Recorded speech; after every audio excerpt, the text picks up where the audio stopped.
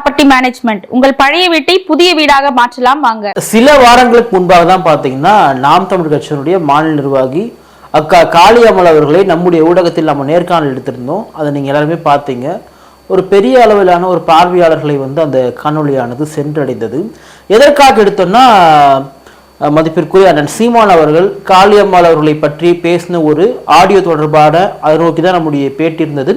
கொஞ்ச நாட்கள் அதை பற்றி அவங்க யாருக்கும் பேசாமல் இருந்தாங்க. குறிப்பாக ராவணா சேனலுக்கு கொடுத்ததுக்கு பிறகாக நம்முடைய ஊடகத்திற்கு காளியம்மாள் அக்கா அவங்க கொடுத்துருந்தாங்க. நம்ம அதை ஒளிபரப்பு பண்ணியிருப்போம்.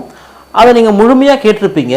ஆனால் எந்த இடத்துலையுமே நாம் தமிழர் கட்சியை பற்றியோ அல்லது அண்ணன் சீமான் அவர்களை பற்றியோ எந்த இடத்துலையுமே ஒரு சின்ன ஒரு குறைய கூட இவங்க சொல்லியிருக்க மாட்டாங்க. காளியம்மாள் அண்ணன் அப்படி பேசியிருக்க மாட்டாங்க தான் நினச்சேன் நான். ஆனால் அதுவுமே கூட இப்போ பேசின ஒரு ஆடியோ கிடையாது. அது எப்போ பேசின ஒரு ஆடியோ, அதை இப்போ எடுத்து சர்ச்சையாகிட்டு இருக்காங்கன்னு சொன்னாங்க. நம்ம இப்போ ஒரு ஆடியோ கேட்டிருப்போம். இந்த மாதிரி நீ எல்லாருக்கும் காசு கொடுத்து நீ தனியாக கூட்டம் நடத்துகிற, நீ ஃபோன்லாம் கொடுக்குற அப்படின்னு சொல்லிட்டு நான் சீமான் அவர்கள் பேசினதாக ஒரு ஆடியோ அது வெளியாகி இருக்கும். தங்கச்சி, நீ என்ன வேலை செய்யறான்னு எங்களுக்கு தெரியுது. நீ உனக்கு ஆள் சேர்த்துக்கிட்டு உனக்கு ஒரு கூட்டத்தை மீனவ கிராமங்கள்ல போய் இது அதுன்னு இந்த வேலையெல்லாம் செய்யாத. நீ என்ன செய்யறான்னு கவனிக்கிறதே எங்களுக்கு வேலையை கொடுத்துக்கிட்டு இருந்தீங்கன்னா கட்சி எப்படி நாங்க வளர்க்குறது? நீ அங்க போய் இங்க போய் அங்க கூட்டு தனியா கலந்தாய் விடுறது, பெண்கள் எல்லாம் தனியா கலந்தாய் விடுறது. நாகப்பட்டினத்துல ஒரு விடுதியில நீ எல்லா பெண்களையும் கூப்பிட்டு பார்ட்டி கொடுத்துருக்க, செல்போன் கொடுத்துருக்க, ஆளுக்கு 2000 காசு கொடுத்துருக்க. இதெல்லாம் என்னது? இந்த ஒரு ஆடியோ இப்போ இந்த சர்ச்சைக்கெல்லாம் பிறகு வெளியாகுது. குறிப்பா இந்த ஒரு ஆடியோ யார் வெளியிட்டிருப்பாங்க எல்லாரும் சொல்லக்கூடியது. இப்போ இந்த ஒரு ஆடியோ காளியம்மா அவர்களை நோக்கி தான் இந்த ஆடியோ அமைஞ்சிருக்குன்னா, அந்த ஆடியோவை சீமான் அவர்கள் காளியம்மா அவர்களுக்கு அனுப்பியிருப்பாங்க. ஆனா அதுல என்னென்ன வார்த்தை சொல்றாரு, நீ காசு கொடுத்து பெண்களை கூட்டுற, நீ இந்த மாதிரி ஃபோன்லாம் கொடுக்குற அப்படின்ற மாதிரிலாம் சொல்லியிருப்பாரு. ஒருவேளை இவங்க சொல்றாங்க இல்லையா, நாம் தமிழ் கட்சியை விமர்சனம் பண்ணக்கூடியவங்கலாம் காளியம்மாவிலே வெளியே இந்த ஆடியோ வெளியிட்டாங்க, ஏன்னா வேற கட்சிக்கு போக போறாங்க, கட்சி தொடங்க போறாங்க, அதனால சொல்லிட்டு யார் ஒருத்தருமே தன்னை பற்றின ஒரு தவறான விஷயம் வருதுன்னா அதை பொதுவெளியில யாரும் வெளியிட மாட்டாங்க. இதுல காசு கொடுத்து கூப்பிடுறாங்க, ஃபோன் கொடுக்குறாங்க, அந்த மாதிரி தான் அந்த ஆடியோவானது அமைஞ்சிருக்கும்னு நம்ம கேட்டிருப்போம்.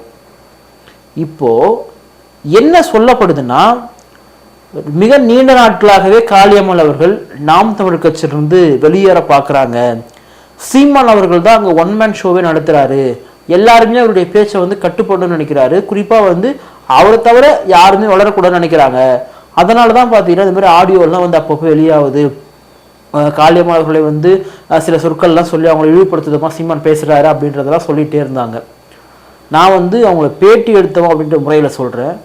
அவங்களுக்கு எல்லளவும் நம்ம நாம் தமிழ் கட்சியிலிருந்து வெளியேறணும் அப்படின்ற எண்ணம் அவங்களுக்கு ஒரு துளி கூட கிடையாதுன்றத ஒரு நாள் முழுக்க அவங்களோட பேட்டி எடுத்த ஒரு நபராக சொல்ல முடியும், என்னால் புரிஞ்சுக்க முடிந்தது. சில வருத்தங்கள் உண்டே தவிர அவங்களுக்கு நாம் தமிழ் கட்சி நம்ம வெளியேறணும் அப்படின்ற எண்ணம் கிடையவே கிடையாது. ஏன்னா அவங்க நினச்சிருந்தா பல திராவிட கட்சிகளுக்கு போயிருக்கலாம், புதுசாக இருக்கக்கூடிய விஜய் கட்சி கூட போகலாம். ஏன்னா ஒரு அறியப்பட்ட ஒரு முகமாக இருக்கிறாங்க, வெகுஜன மக்கள் மத்தியில் ஒரு செல்வாக்க பெற்ற ஒரு நபராக தான் இருக்கிறாங்கன்றது நம்ம மறுக்க முடியாது. அவங்க ஒரு எளிய குடும்பத்தில் வந்தாலுமே கூட தன்னுடைய எளிமையான பேச்சாற்றல் மூலமாக தமிழ்நாட்டில் இருக்கக்கூடிய எல்லா இடத்துலையுமே சென்றடைஞ்சிருக்காங்க அக்கா காளியம்மாள் அவர்கள். ஆனால் அவங்க நாம் தமிழ் கட்சிக்கு வந்ததுக்கு காரணம் இந்த கட்சியினுடைய கொள்கை, இங்கே ஏதாவது ஒரு மாற்றத்தை நிகழ்த்த முடியும், அந்த மாற்றத்தை சீமான் மூலமாக நிகழ்த்த முடியும் அப்படின்ற அந்த தமிழ் தேசியத்தின்பால் கொண்டிருக்கக்கூடிய அந்த ஈர்ப்பினால் உள்ளே வந்திருக்காங்க. சொல்லப்போனால் அவங்க யூபிஎஸ்சி படிச்சுட்டு இருந்த ஒருவங்க, ஐஏஎஸ் ஐபிஎஸ்க்காக ட்ரை பண்ணிட்டு இருந்த ஒருத்தர், நாலேஜபிளான ஒரு பர்சன் தான் அக்கா காளியம்மாள். இப்போ அதையெல்லாம் விட்டுட்டு அரசியலில் நம்மளால் முடிஞ்ச மாற்றத்தை ஏற்படுத்தலாம் வந்திருக்காங்க இல்லையா. அவங்க நம்மளோட நாம் தமிழ் கட்சியை அவங்க அவ்வளோ சீக்கிரம் விட்டு கொடுத்து எங்கே பேச மாட்டாங்க. இந்த கட்சியினுடைய தலைமை ஒருங்கிணைப்பாளர் இருக்கக்கூடிய அண்ணன் சீமான் அவர்கள் மீது பார்த்தீங்கன்னா ஒரு பெரிய அளவிலான ஒரு அவநம்பிக்கை கொண்டவராக இது வரைக்கும் அவங்க பேசுனது கிடையாது. அப்போ இந்த ஆடியோ எப்படி தான் வருதுன்னு கேட்டால், உள்ளபடியே இந்த ஆடியோ காளியம்மாள் அவர்களுக்கு அனுப்பின ஆடியோவாக இருந்தாலுமே கூட, சீமான் பேசின ஆடியோவாக இருந்தாலுமே கூட, இந்த ஆடியோவை பரப்பக்கூடிய நபர் நிச்சயமாக காளியம்மாளாக இருப்பதற்கான வாய்ப்பு கிடையவே கிடையாது. நான் உறுதியாக நம்புறேன். ஏன்னா அவங்க நாம் தமிழ் கட்சியை அந்த அளவுக்கு நேசிக்கிறாங்க. திரு சீமான் அவர்கள் மீது அந்த அளவுக்கு ஒரு பெரும் நம்பிக்கை வச்சிருக்காங்க. என் சொந்த அண்ணன் போல அவரை நான் பார்க்குறேன். நான் எனக்கு அண்ணன் கிடையாது, என்னுடைய சொந்த அண்ணனாக நான் சீமானை பார்க்கிறேன் அப்படின்னு ஒரு பெரும் நம்பிக்கை வைத்திருக்கக்கூடிய ஒரு நபராக காளியம்மாள் வந்து இருக்கிறாங்க. அப்போ எப்படி இந்த ஆடியோ பரப்பப்படுதுன்னா, இந்த ஆடியோவை அவங்களுக்கு தெரிந்த யாராவது கட்சியில் இருக்கக்கூடிய அண்ணன் இந்த மாதிரி என்ன சொல்லியிருக்காரு, எனக்கு வருத்தமாக இருந்துச்சு அப்படின்னு சொல்லிட்டு யாருக்காவது ஒரு ஃபார்வர்ட் பண்ணியிருக்கலாம். ஆனால் அப்படிப்பட்ட நபர்கள் சில பேர் இருக்காங்க இல்லையா, நாம் தமிழர்லேயே இருப்பாங்க, ஆனால் வேற ஒரு இயக்கத்திற்கோ வேற ஒரு கட்சிக்கோ வேற ஒரு நபருக்கோ ரொம்ப விசுவாசமாக இருப்பாங்க. அது எல்லா கட்சியிலுமே உண்டு, அது நாம் தமிழர் தான் சொல்லலை. அது இங்கே இருக்கக்கூடிய திமுக கட்சிகள், திராவிட கட்சிகள், அதிமுக, பாமக, விசிக எல்லா கட்சியிலுமே பார்த்தீங்கன்னா யாராவது ஒரு சில நபர்கள் இருக்க தான் செய்வாங்க. அப்போது அப்படிப்பட்ட நபர்கள் இன்றைக்கு அக்கா காளியம்மாள் அவர்களை இங்கே வந்து ஒரு பொது இடத்துல வந்து அவங்கள வந்து ஒரு ஒரு இழிவுபடுத்தணும், அவங்க மேலே வந்து ஒரு என்ன இங்கே இருக்கக்கூடிய ஒரு நம்பிக்கை பிம்பத்தை வந்து உடைக்கணும் அப்படின்றதுக்காக தான் இந்த ஆடியோவெல்லாம் வெட்டி ஒட்டி பரப்புகிறாங்க. ரெண்டாவது, அவங்களுடைய நோக்கம் அக்கா காளியம்மாள் அவர்களை சிறுமைப்படுத்தணும் மட்டும் கிடையாது, மாறாக நாம் தமிழர் கட்சியினுடைய வளர்ச்சியை வந்து தடுக்கணும். சீமான்றவர் வந்து ரொம்ப அசிங்கமாக பேசக்கூடிய ஒரு நபர், சீமான் வந்து அவங்க கட்சிக்காரர்களே ரொம்ப கேவலமாக பேசக்கூடிய நபர், இப்படிலாம் வந்து நம்ம அவருடைய பேரை நாசனம் பண்ணணும் அப்படின்ற ஒரு நோக்கத்திற்காகவும் பார்த்தீங்கன்னா தொடர்ந்து இது போன்ற செயல்பாடுகளில் ஈடுபட்டே வந்துட்டு இருக்காங்க. நான் திருப்பவும் சொல்கிறேன், இந்த வேலையை மாற்று கட்சிகள் செய்திருப்பார்கள் நான் வந்து சொல்ல வரல.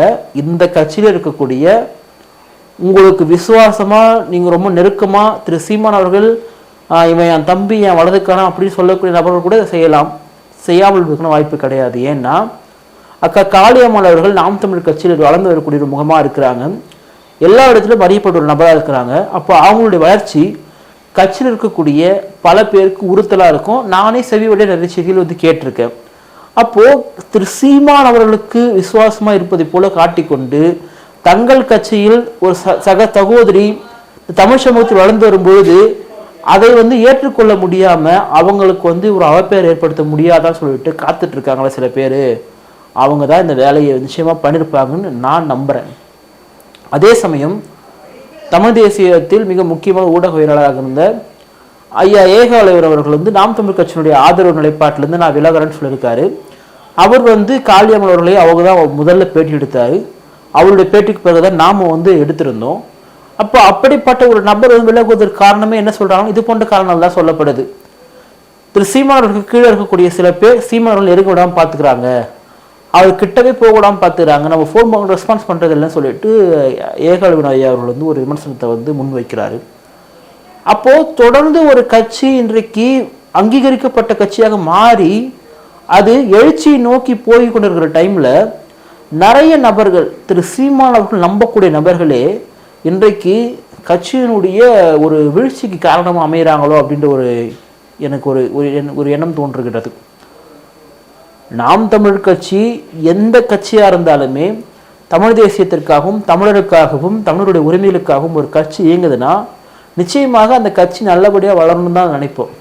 திரு சீமான் அவர்களை ஒரு நாள் நம்ம வந்து ஒரு தீய சக்தியாக பார்த்ததே கிடையாது. இவர் இந்த தமிழ்நாட்டிற்கு ஒவ்வாத ஒரு கட்சி, சீமான் வந்து தமிழ்நாட்டினுடைய ஒவ்வாத ஒருத்தர் நம்ம பார்த்ததே கிடையாது. அவருடைய தேவை மிக முக்கியமான ஒரு தேவையாக இருக்கின்றது. ஆனால் அவர் நம்பக்கூடிய ஆட்களே அவரையும் அவர் கட்சியினரையும் அவர் கட்சியை சார்ந்தவர்களையும் இந்த பொதுவெளியில் இகழ்வதற்கான சூழல்களை ஏற்படுத்தி கொண்டிருக்கிறார் என்பது நிதர்சனமான ஒரு உண்மையாக இருக்கின்றது. இதை சீமானும் அந்த கட்சியும் எப்போது புரிந்து கொள்வார்கள், தேவையற்ற கலைகளை எப்படி பிடுங்கி எடுப்பார்கள் நமக்கு வந்து தெரியல. உண்மையாகவே காளியம்மாள் அவர்கள் இந்த நாம் தமிழர் கட்சிக்கும் திரு சீமானவர்களுக்கும் மிக நேர்மையாக விசுவாசமாக இருக்கிறாங்கன்றத ஒரு 2-3 தரப்பு நேரத்தில் வந்து நான் அவங்கள வந்து பேட்டி எடுக்கும்போது நம்மளால் புரிஞ்சிக்க முடியுது. அவங்க வந்து அவ்வளோ எளிதாக வந்து விலை போகக்கூடிய ஒரு பெண் கிடையாது. கொள்கைக்காக கொள்கை படிப்புக்காக நிற்கக்கூடிய ஒருத்தவங்களை ஒரு பொது சமூகத்தில் தொடர்ந்து இழிவுபடுத்துது என்பது ரொம்ப கேவலமான ஒரு செயலை நான் பார்க்குறேன்.